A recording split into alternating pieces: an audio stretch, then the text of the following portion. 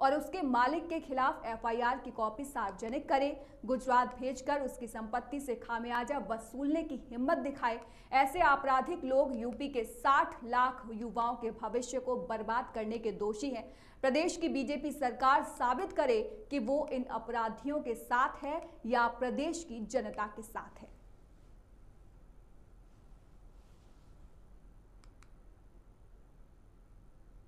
दसवें अंतर्राष्ट्रीय योग दिवस पर आज सेक्टर 21A नोएडा स्टेडियम और ग्रेटर नोएडा के शहीद विजय सिंह पथिक स्टेडियम में योग दिवस का आयोजन किया गया। इस मौके पर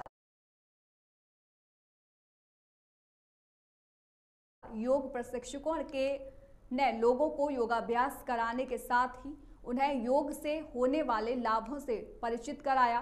कार्यक्रम में जिला प्रशासन और अधिकारी शामिल होकर योगाभ्यास किया। इसके अलावा नोएडा और ग्रेटर नोएडा के विभिन्न RWA सोसाइटी सहित अन्य जगहों पर सुबह योगाभ्यास का अंतर्राष्ट्रीय योग दिवस कार्यक्रम को सफल बनाया। प्रधानमंत्री नरेंद्र मोदी जी के नेतृत्व में 2014 से 21 जून अंतर्राष्ट्रीय योग दिवस के रूप में मनाई जाती है। उसी क्रम में आज हम सब लोग पूरे देश के अंदर प्रधानमंत्री जी के नेतृत्व में और उत्तर प्रदेश के अंदर अपने यशस्वी मुख्यमंत्री योगी आदित्यनाथ जी के नेतृत्व में पूरे उत्तर प्रदेश के अंदर विभिन्न जनपदों के मुख्यालयों पर और अलग अलग स्थानों पर योग महोत्सव का आयोजन किया गया है। सरकार का प्रत्येक मंत्री, सरकार का प्रत्येक अधिकारी कहीं ना कहीं नोडल अफसर के रूप में आज के इस कार्यक्रम को संपन्न हुआ है। मेरा ये मानना है कि योग एक बड़ा संदेश देता है। यदि किसी व्यक्ति का स्वस्थ तन होगा तो स्वस्थ मन होगा, और स्वस्थ तन और स्वस्थ मन उनके अंदर एक सार्थक और सकारात्मक ऊर्जा का सृजन करते हैं। उसके कारण उसके अंदर एक सकारात्मक ऊर्जा के कारण एक स्वस्थ विचारों का उत्पन्न होता है, और वो स्वस्थ ऊर्जा और सकारात्मक ऊर्जा देश और प्रदेश के उत्थान में काम करते हैं। यही आज के योग दिवस की सबको मिली।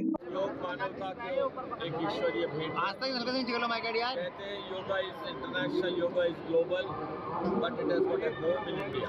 और वास्तव में सबसे पुरानी विकास भारत भूमि पर है। यशस्वी प्रधानमंत्री नरेंद्र मोदी। नीट परीक्षा में हुई धांधली के विरोध में बांदा शहर कांग्रेस कमेटी के लोगों ने राष्ट्रपति को ज्ञापन जिला अधिकारी के माध्यम से भेजा। नीट परीक्षार्थियों के साथ में सरकार ने किया धोखा, लगाया आरोप। परीक्षा में हुई धांधली के खिलाफ उच्च स्तरीय जांच की मांग करी जाए और साथ ही साथ केंद्रीय शिक्षा मंत्री पर बेहुदा बयानबाजी करने का कांग्रेस के लोगों ने आरोप लगाया है। बीजेपी सरकार पर नौजवानों और युवाओं के साथ भेदभाव करने का भी आरोप लगाया गया है। कांग्रेसियों ने पेपर लीक पर केंद्र सरकार और प्रदेश सरकार को घेरा है। किसी भी पेपर को बीजेपी सरकार ने सही ढंग से नहीं करवाया है, ऐसा उनका कहना है। नीट परीक्षा में धांधली के आरोप ने सिद्ध किया है कि मेडिकल के छात्रों के साथ सरकार ने सौतेलापन जैसा व्यवहार किया है।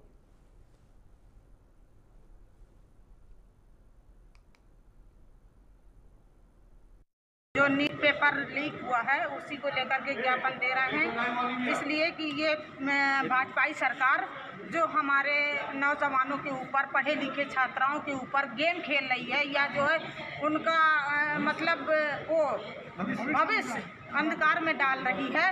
वो तो ये चाह रही है, अपने मुद्दे पे कही चुकी है कि मैं जो है युवाओं से ब्रेड पकौड़े तलवाऊंगा। तो ये माइंड में रखते हुए वो ये सारा मतलब अपने सरकार में ये सारे हथकंडे अपना रही है, और वो माँ बाप अपनी सारी दौलत लगा करके बच्चों को पढ़ाते हैं कि ये बच्चा, ये पेड़ है, ये जवान होकर बुढ़ापे के लिए अपनी एक भी पूंजी नहीं बचा करके रखते कि ये बड़ा होकर सर्विस करेगा, तो ये हमारी जो है पेड़ बन करके एक छाया देगा, हमको सेवा करेगा। हमारे पास कुछ बच्चे या ना बच्चे, क्या चाहती हैं आप? हम ये चाहते हैं कि CBI जांच हो और ये पेपर, ये जो भ्रष्टाचार फैला है इसे रद्द किया जाए। CBI आज किसको ज्ञापन दिया है आपने? आज हमने दिया तो है DM साहब के माध्यम से।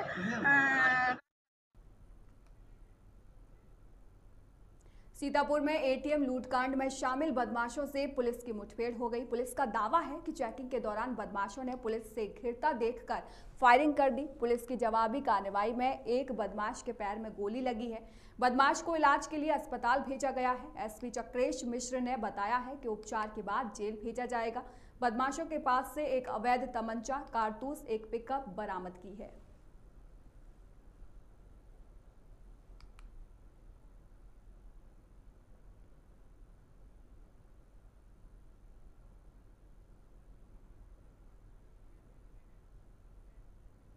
उत्तर प्रदेश के सोनभद्र में एक शादी में काफी ज्यादा हंगामा हो गया। यहाँ पूरी शादी होने के बाद एक दुल्हन ने दूल्हे के साथ जाने से मना कर दिया और बारात वापस लौटा दी। सोनभद्र के कोतवाली क्षेत्र के धनौरा गांव में दिव्यांग दूल्हे को देखकर दुल्हन ने बारात के जाने से इनकार कर दिया। इसके बाद दोनों पक्षों की तरफ से जमकर हंगामा हुआ। सूचना के बाद मौके पर पुलिस पहुंची। पुलिस ने दोनों पक्षों को समझाकर मामला शांत करवाया, लेकिन बिना दुल्हन के ही बारात को वापस लौटना पड़ा।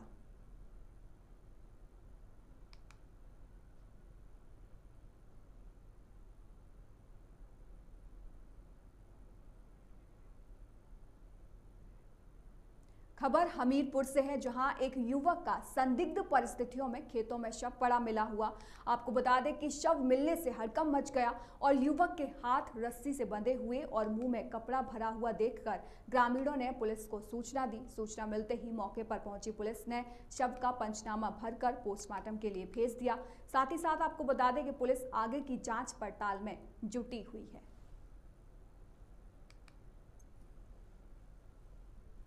आज दिनांक 21/6/2024 को सुबह ललैया पुत्र पंचोले निवासी वीलपुर थाना जलालपुर को सूचना दी। उसके लड़के लाखन, जिसकी उम्र लगभग 28 वर्ष है, का शव गांव के ही संतोष साहू के खेत में पड़ा मिला हुआ।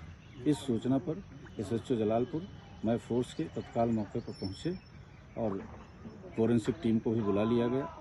शव का पंचायतनामा भर के पोस्टमार्टम के लिए रवाना कर दिया गया है। मेरे द्वारा भी घटनास्थल का निरीक्षण कर लिया गया है। परिजन से तहरीर प्राप्त कर अन्य विधिक कार्रवाई की जाएगी।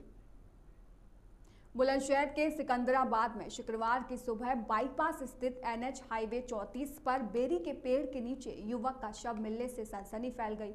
सूचना मिलते ही आसपास के लोगों की भीड़ जमा हो गई। स्थानीय लोगों की सूचना पर पहुंची पुलिस ने शव को पोस्टमार्टम के लिए भेज दिया। शव को देखने के लिए भीड़ जमा हो गई। परिजनों की ओर से तहरीर मिलने पर पोस्टमार्टम रिपोर्ट आने पर अग्रिम कार्रवाई की जाएगी।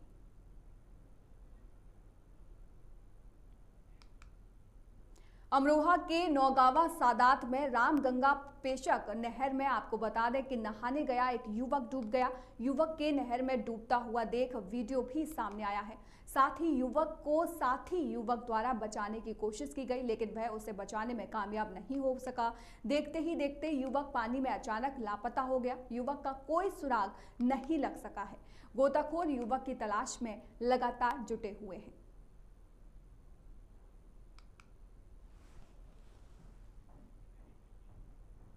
सिद्धार्थनगर के इटावा में लोकसभा चुनाव की समीक्षा से पहले बीजेपी कार्यकर्ताओं ने जमकर हंगामा किया और जिलाध्यक्ष मुर्दाबाद के नारे भी लगे। इस दौरान कार्यकर्ताओं के गुटों के बीच कहासुनी हो गई और जमकर लात घूंसे चले। इस दौरान बीजेपी कार्यकर्ताओं ने एक दूसरे को जमकर पीटा, जिसका वीडियो सोशल मीडिया पर तेजी से वायरल हो रहा है। हालांकि इस मामले में बीजेपी कुछ भी बोलने को तैयार नहीं है।